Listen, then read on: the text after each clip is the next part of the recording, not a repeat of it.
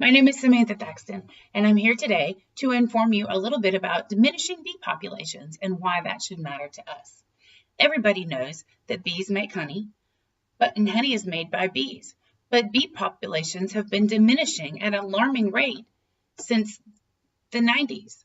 What does that mean to us? What if there were no crops of any kind? Or worse, what if there were no coffee? After all, coffee is a crop. And what is life without coffee?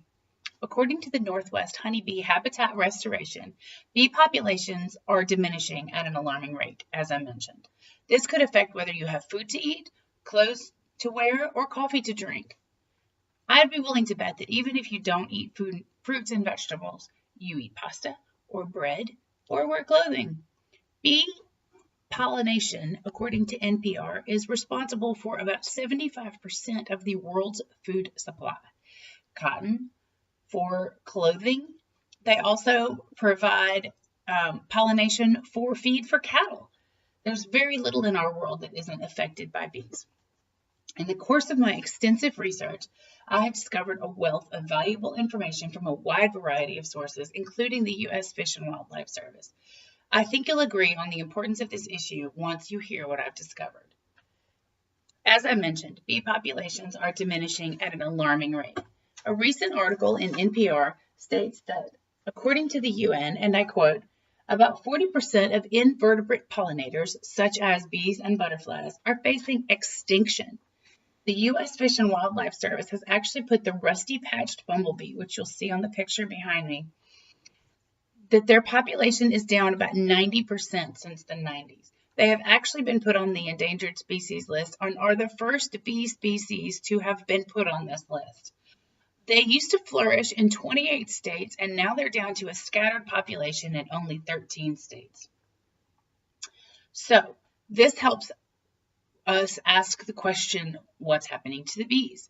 So in the Bee Movie, made by Jerry Seinfeld, he was a bee, Barry Benson, and he sued humans for all the honey that they had consumed without compensation. So they won the lawsuit and they stopped producing honey and they got all their honey back. And what happened next was devastating consequences that Barry never counted on.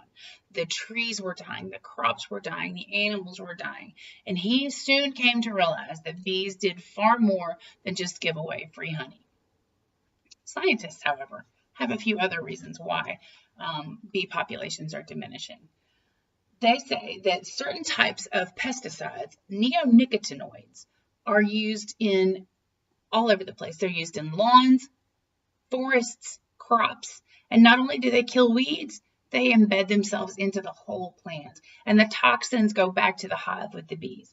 And this causes what's known as colony collapse disorder, or CCD. According to the Northwest Honeybee Habitat Restoration, other reasons for diminishing bee populations are stress from relocating hives, wax moth, climate change, and malnutrition. And bees are critical for so many reasons beyond just honey. Bees are responsible, as I said, for about 75% of the world's food population from their pollination. Bees also pollinate alfalfa and clover, which is a mainstay for dietary needs for cattle. And of course, the cattle industry provides dairy, beef, and clothing. Bees pollinate coffee beans, as we mentioned, and beeswax is used heavily in the cosmetics industry.